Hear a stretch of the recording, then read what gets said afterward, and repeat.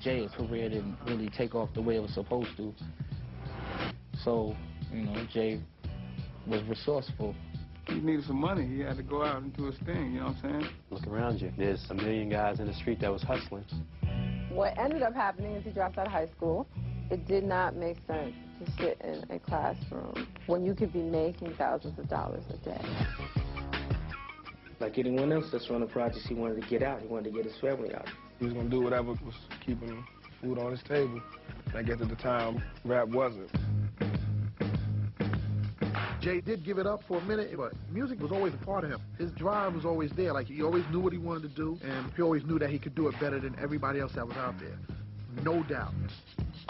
He never stopped rapping. He always kept rapping. Jay was looking for a stepping stone to get to what he really wanted to do, which become his own artist and to make music. Give it to me. Jay, like a lot of Brooklyn MCs, really looked up to Kane.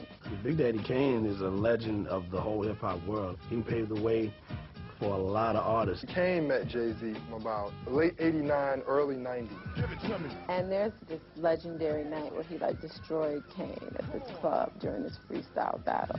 And that was a big deal. Once he met him, and Kane was like real enthusiastic about working with Jay-Z, and they recorded like a demo together.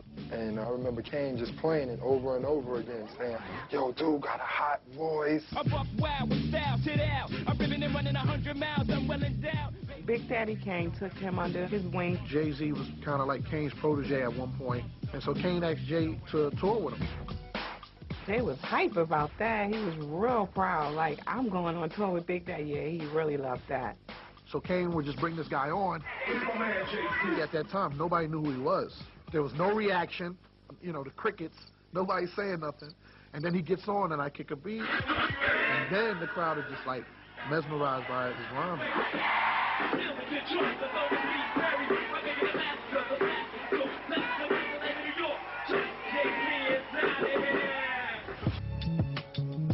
Jay was hoping that the experience of performing with Kane would eventually land him a record deal, but people really didn't get what he was trying to do, and didn't get his rhyme flow, didn't get his style. It's frustrating when you want to do something so bad you can't do it.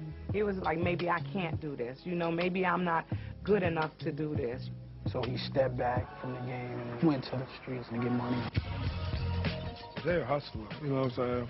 From the start, he hustler first. But other people around you know your talent, so they're like, yo, you can't quit. B-High kept getting on his case. B-High was like, come on, you got the talent, man. You just can't let your talent be wasted. I was like, yo, no one's better than you. He was like, yeah, whatever. You're making money. You can't tell a man, stop doing what you're doing. B-High and, you know, Clark Kent always telling him that he was basically wasting his time hustling. Clark was on him all the time. Yo, you gotta rhyme, you gotta rhyme. So one day I just got on the phone with him, and honestly, I begged and I pleaded. Clark Kent was an influence on making him realize that it could really happen. I guess I made him believe it, or maybe he just knew inside that he always was that good, but he just was like, all right, we'll give it a shot.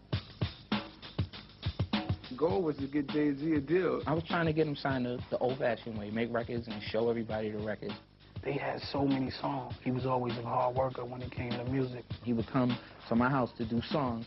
The beat would come on, and he'd just sit around and listen to it 15, 20 minutes, and then he'd be like, come on, let's go. And we'd do a whole song, and I'd be dumbfounded. You had the mouthpiece, you had the lyrics, you had the determination. How could you not want to sign that? But Jay couldn't get a deal, bottom line. That was one of the most hurtful periods in my life, going to all of these A&R meetings with this music, with this guy who is unbelievable, and people are going, I don't get it. All he really needed was somebody to be all over the record companies, you know, that don't take no for an answer kind of individual. And then Clark introduced Jay to Dame. I was like, I'm gonna get my guy Damon Dash. I'm gonna get him to manage it. Clark told Dame, I got this kid from Brooklyn. That's the best rapper you're gonna ever hear. Clark told me to meet him in Brooklyn. You know, Brooklyn, you thought gold teeth, felines, guns, and thievery. Damon's from Harlem. Harlem is all about flossing, flashy. And they looked at us as grimy Brooklyn dudes, so all we want to do is steal and rob. Harlem's always make